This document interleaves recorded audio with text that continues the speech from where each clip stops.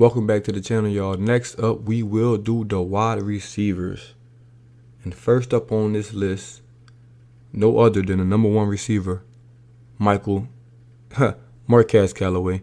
Jokes. Obviously, Michael Thomas didn't play a single snap for us this year. So, that lad, Marquez Callaway, be the number one receiver for us. And let's just start off with the good things, man. He started every game for us. Played every game, 18 game season nowadays. Remember he ended the preseason, I believe that was against Washington. Him and Jameis Winston just went crazy. Ended that preseason on a bang.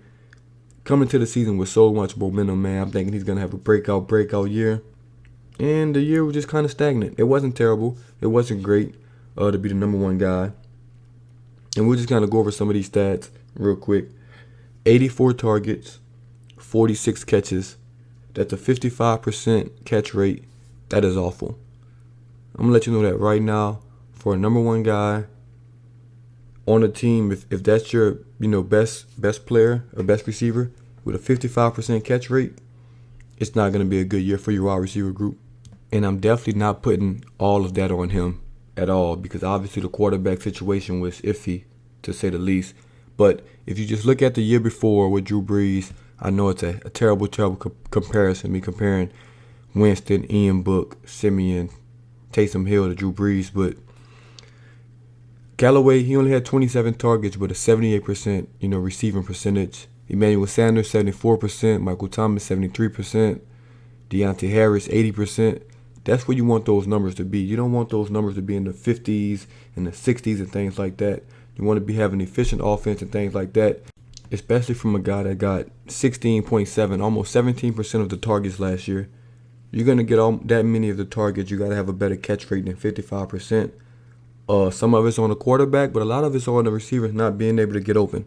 So I'm not just going to blame the quarterbacks and the quarterback play, but the receivers got to do a better job of getting open, and that catch rate will be higher. I do give him a pass because he was thrown into that number one role this year. Obviously, Michael Thomas, $100 million man. He's the number one wide receiver when he's healthy.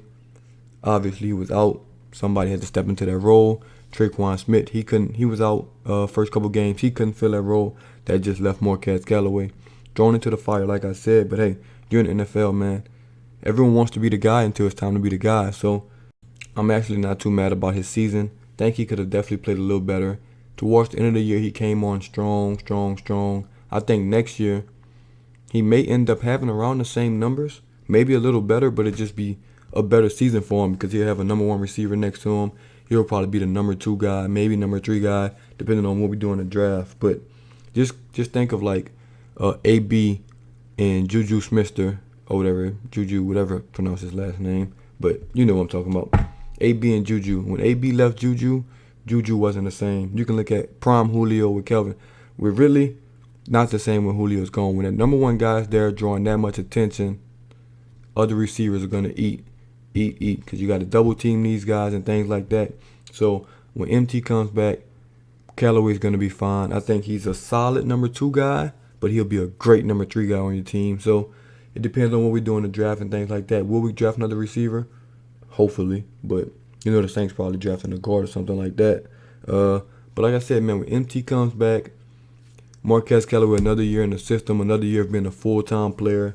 Because obviously, as an undrafted free agent, he didn't play too much with Breeze and company last year. But next year should be a breakout year for him. If I had to predict something super early, I'll say around 60 catches for 800 yards, 7-8 touchdowns. That's a super solid year. Hopefully, we have a quarterback that's throwing the ball. We'll get to the quarterbacks later. I know most of y'all are dying to get to this quarterback situation.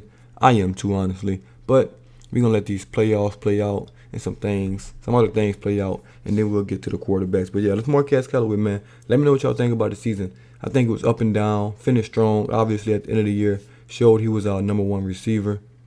He had a real good 3-game stretch against Tampa, Miami, Carolina. I think he had like 16 catches, 260 yards, combined in those 3 games. Really stepped up in those games, and especially against the Bucs, man. Some big catches, basically the catches to win that game. And super solid year for him, man. Can't complain. Like I said, it was a lot of offensive line turnover.